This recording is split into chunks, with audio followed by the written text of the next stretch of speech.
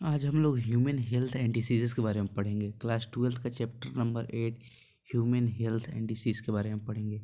Okay, आप pen select कर लेते हो। Okay, human health and disease के बारे में चैप्टर नंबर 8।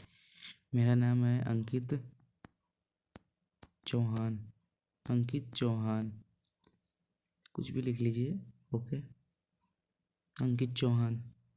चलिए मूव करते हैं चैप्टर की ओर।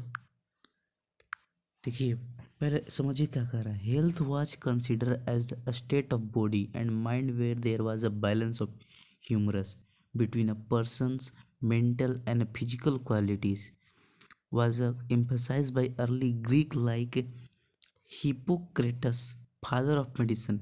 ये ध्यान रखिएगा, Hippocrates is a father of medicines in Indian Ayurvedic systems.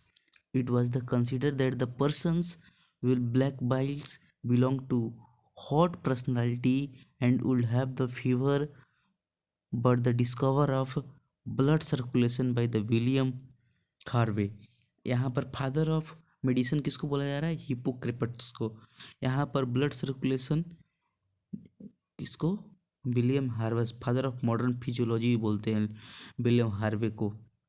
demonstrates normal body temperature in the person in the black bile using thermometer.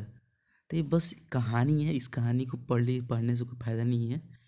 तो हम लोग आगे की तरफ मूव करते हैं. आगे की तरफ एक बस कहानी है, यहाँ से आपको मेन शुरू होता है. तो यहाँ से हम लोग पढ़ेंगे importance of health. Importance of health क्या बोल रहा है? Healthy people are more efficient at work. बोल रहा है कि हेल्दी पीपल होते हैं और ज़्यादा इफिशियंट होते हैं किसी काम को करने में.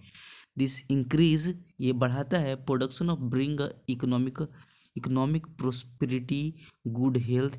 वो जो जिसके पास गुड हेल्थ रहता है उनका इकोनॉमिक प्रोस्पेरिटी को इंक्रीज करता है.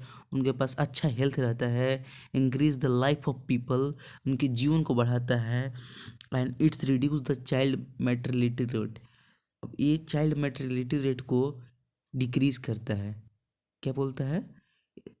इट रिड्यूस मतलब घटना, घटाता है चाइल्ड मैटरलिटी मॉर्टेलिटी रेट को. ओके, तो हम आगे की तरफ मूव करते हैं. How to achieve a good health. यहाँ पर बोल रहा है कैसे हम लोग गुड हेल्थ को अचीव करें. How to achieve a good health. यहाँ बोल रहा है balance diet, regular experience of personal hygiene are very important for the keeping a good health. Yoga also provide physical and mental fitness. बोल रहा है कि जो योगा होता है वो फिजिकल एंड मेंटल फिटनेस को अच्छे से बनाता है. योगा भी.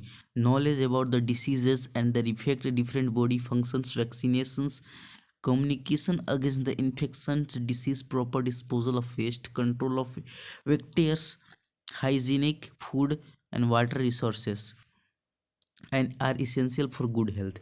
बोल रहे हैं यहाँ पर जो ये सब है चीज़ है वो आपके लिए बहुत ज़रूरी होता है, आपकी हेल्थ के लिए बहुत ज़रूरी होता है, आपके हेल्थ के लिए. थोड़ा सा इरेजर. ओके, यहाँ पर बहुत ज़रूरी होता है हेल्थ के लिए. ओके, तो बोल रहे हैं यहाँ पर व्हाट इज डिसीजेस. यहाँ पर डिसीज़ क्या होता है? Any functions. What is disease? Any functions और physical change from the normal state. कोई भी फंक्शनल और फिजिकल चेंजेस नॉर्मल स्टेट से, नॉर्मल स्टेट में जो हम लोग रहते हैं उसमें कोई फंक्शनल या फिजिकल चेंजेस होता है दैट कॉज द डिस्कम्फर्ट. वो हम लोग की असाधारण महसूस करवाता है. और डिसेबिलिटी और impairs the health of living organism. वो क्या करता है कि आपके हेल्थ में थोड़ा सा कठिनाई लाता है. नॉर्मल स्टेट में आपको कठिनाई लाता है. और health of living organism is called the disease. Disease का डिफिनेशन है, नोट डाउन कर लीजिएगा यहाँ से लेकर यहाँ तक. Okay, important point. In the other words, manufacturing malfunctioning of the body part body with a specific symptoms is known as disease. कल रहा है कि माल फंक्शनिंग्स जो बॉडी का स्पेसिफिक सिम्टम्स से होता है उसको हम लोग क्या बोलते हैं? डिसीज बोलते हैं. ओके, इतना नोट डाउन कर लीजिएगा. आगे बढ़ते हैं हम लोग, आगे बढ़ते हैं. टाइप्स ऑफ डिसीजेस, अब टाइप्स ऑफ डिसीजेस के प्रकार पढ़ेंगे। The disease can broadly grouped into 3 types. जो हम लोग डिसीज को डिवाइड करते हैं तो कितने टाइप्स में डिवाइड करते हैं? 3 टाइप्स में। The communicable, non communicable, sorry communicable, जिसको हम लोग इन्फेक्शन ही बोलते हैं, नॉन कम्युनिकेबल इसको नॉन इन्फेक्शन ही बोलते हैं। Disease and the congenital disease, एक बोलते हैं disease and the congenital disease, इसको हम लोग जेनेटिक डिसऑर्डर बोलते हैं, जिसमें आपको जेनेटिक का डिसऑर्डर हो जाता है, मतलब कुछ डिसऑर्डर हो जाता है जेनेटिक में। Communicable and non communicable disease develop after the birth, therefore they are acquired disease, while congenital disease anatomical physiological abnormalities present from the birth. ये सब डिसीज के टाइप हैं जो आपके बर्थ के समय प्रेजेंट होते हैं। इसको नोट डाउन कर लीजिएगा। चलिए आगे बढ़ते हैं।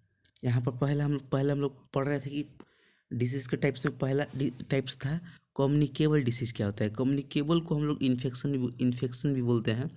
This disease are cause by the pathogens, ये जो डिसीज होता है वो पैथोजन से कॉज होता है, such as virus, bacteria, rickettsia, chlamydia, fungi, protozoans, flatworms, round worms.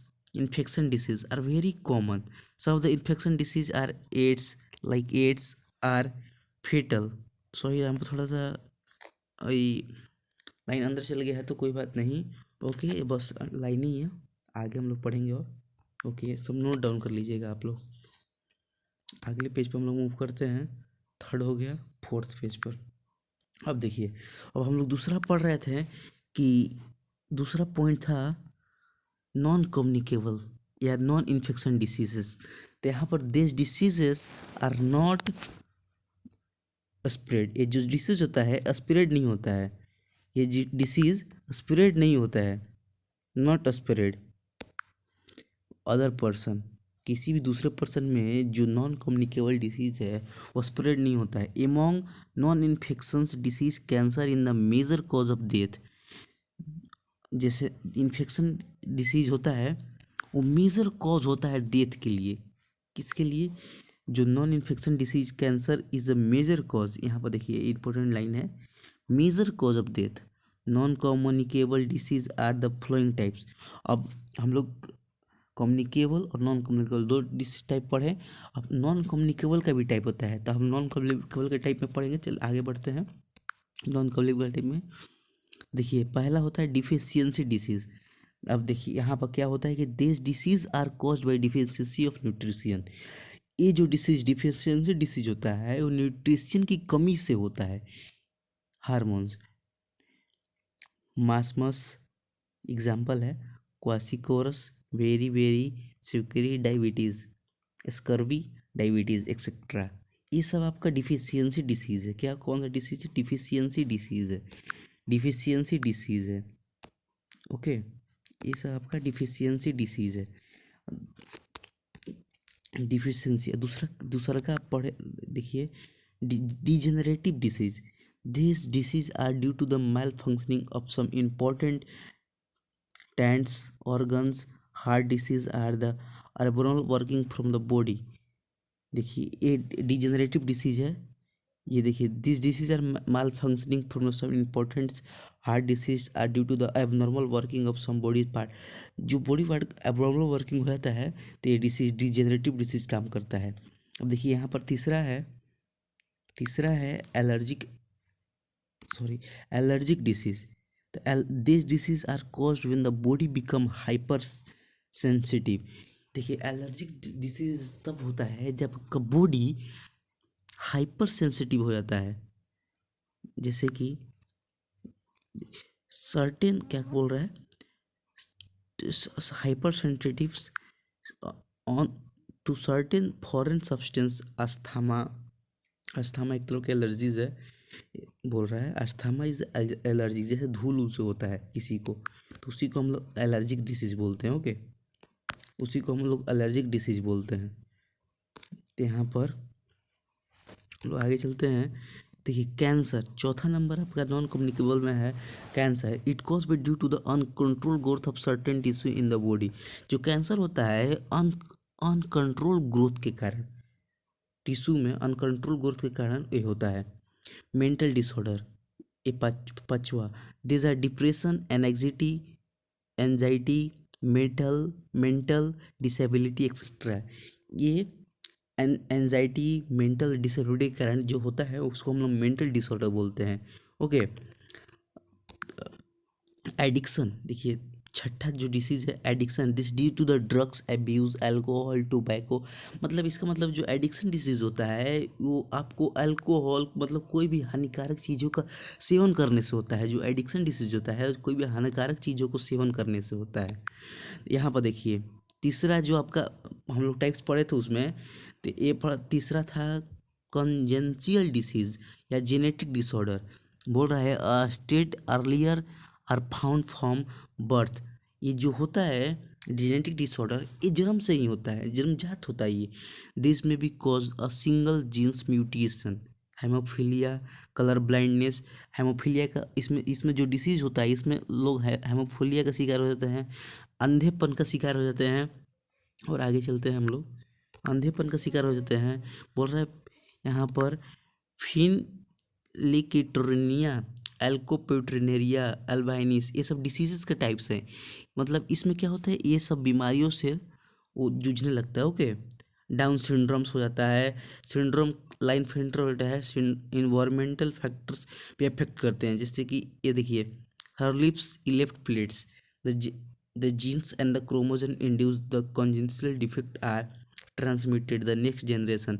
However, abnormalities caused the environmental factor are not the transferred to the children.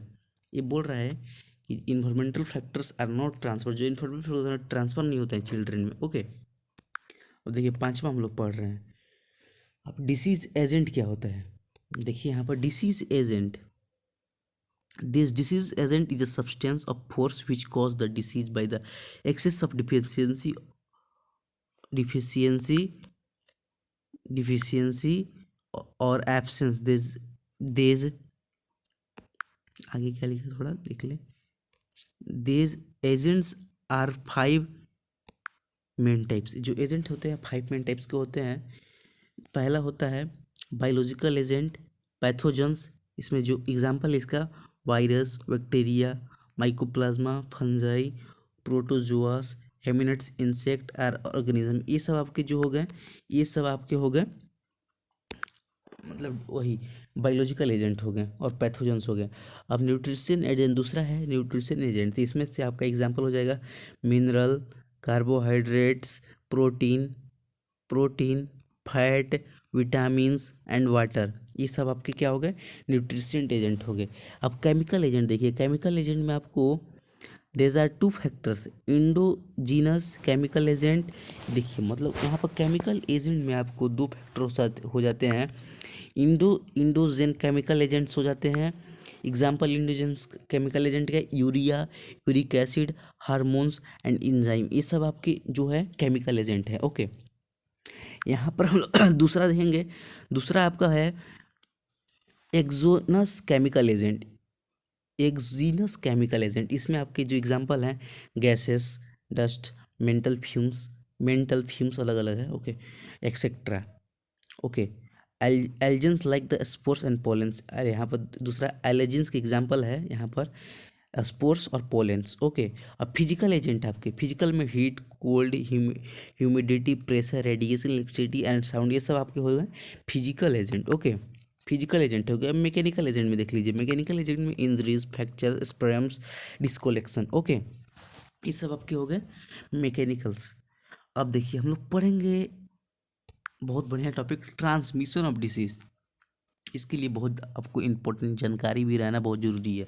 अगर disease कैसे ट्रांसफ़र होता है आपको नहीं मालूम रहेगा, you will suffer from it. Okay let's move to topic.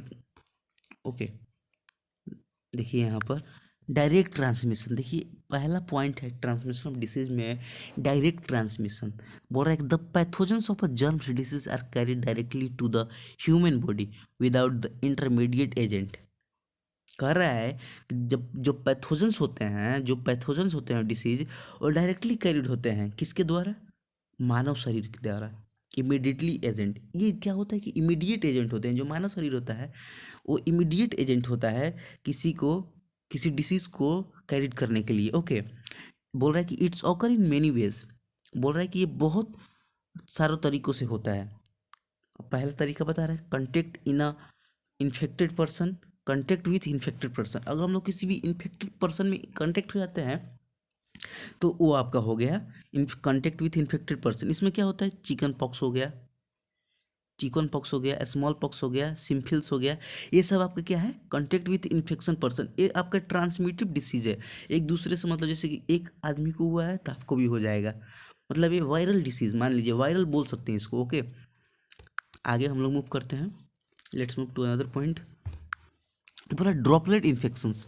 अब droplet infection क्या होता है, देखिए, by the sneezing, coughing, spitings and talkings, ये सब आपके क्या होगा, ड्रॉपलेट इन्फेक्शंस। ये छोटे छोटे ड्रॉपलेट में आते हैं, यू कैंट सी दे, वो सब छोटे छोटे ड्रॉपलेट में होते हैं। कैसे वायरल होते हैं आपको नहीं दिखेगा वो, लेकिन छोटे छोटे ड्रॉपलेट में होते हैं। तो आज के एग्जाम्पल देखे हैं, diphtheria, influenza, common cold, measles, tuberculosis, ये सब, निमोनिया एक्सेट्रा, ये सब आपके क्या हो गए, ये सब ड्रॉपलेट इन्फेक्शन हो गए। ओके, अब देखिए आगे मूव करते हैं। कंटेक्ट विथ सोयल्स, मिट्टी के कंटेक्ट में जब आते हैं तो क्या होता है, देखिए यहाँ पे एग्जांपल दिया बैक्टीरिया। यहाँ bacteria is obviously responsible for it. Okay, bacteria तो ऑब्वियसली इसमें रिस्पॉन्सिबल होगा, अगर सोयल का नाम ले रहा है, रिस्पॉन्सिबल फॉर द टेट्रापरस। किसके लिए बैक्टीरिया रिस्पॉन्सिबल होता है, पेरस, टेटा टेटा रस। Okay, I can't see that because ये फिक्स हो गया है ना, थोड़ा दिक्कत हो रहा है स्क्रीन पर थोड़ा। ओके, कोई बात नहीं, इसको मिटा देना है, सॉरी। देखिए यहाँ पर, देखिए एनिमल बाइट्स से भी होता है। देखिए rabies bytes, example rabies bite. देखिए वायरल डिसीज एनिमल बाइट से भी होता है। देखिए यहाँ बोला through placenta, example German measles and the bacteria are simple can be carried from the mother to the fetus via placenta। बोला प्लेसेंटा से भी बहुत सारे डिसीज वायरल होते हैं। ओके, यहाँ पर बोल रहा है इनडायरेक्ट ट्रांसमिशन। अब यहाँ पर हम लोग इनडायरेक्ट ट्रांसमिशन के बारे में पढ़ेंगे, हम डायरेक्ट ट्रांसमिशन पढ़ेंगे, इनडायरेक्ट ट्रांसमिशन के बारे में पढ़ेंगे। ओके, यहाँ पर इनडायरेक्ट ट्रांसमिशन में हम लोग क्या क्या पढ़ेंगे, चलिए आगे बढ़ते हैं। Indirect transmission, the pathogens of some disease are carried through some intermediate agent। बोल रहा है कि जो पैथोजन डिसीज होते हैं वो कैरी होते हैं कोई इंटरमीडिएट एजेंट से। It's occur the flowing, intermediate मतलब ना, इंटरमीडिएट मतलब जैसे कि 1 और 3 हो गया, तो जो 2 हो गया वो इंटरमीडिएट हो गया, किसके बीच, 1 और 3 के बीच। ओके ओके, चलिए देखिए, it's occur in the flowing ways, arthropods vectors, जैसे इसमें एग्जांपल दिया है house fly, typhoid, cholera, dysentery, blood sucking insect, female anopheles. देखिए फीमेल एनाफिलस एक मलेरिया होता है, ये एक मॉस्किटो की टाइप है फीमेल, बिकॉज यही सब मलेरिया कॉजिंग करती हैं। Malaria is responsible for due to the female anopheles mosquito. Okay, let's move to another point. देखिए यहाँ पर यूज अफ्रीकन स्लीपिंग्स, ये सब एग्जाम्पल है। Vehicles borne methods, cholera, dysentery, typhoids, AIDS, hepatitis, एयरवॉन्ट्स, मेथड ऑफ एपिडर्मिस। ओके, ये सब आपके पूरे हो गए ना। ये fomites, borne methods, influenza, cholera, human carriage, ये सब आपके इनडायरेक्ट ट्रांसमिशन की एग्जाम्पल हो गए। ओके, बस ये आज के लिए इतना ही, अगले क्लास में और मिलेंगे हम लोग। ओके, देन बाय, आप लोग अच्छे से पढ़िए। ओके बाय, फिर मिलेंगे, बाय।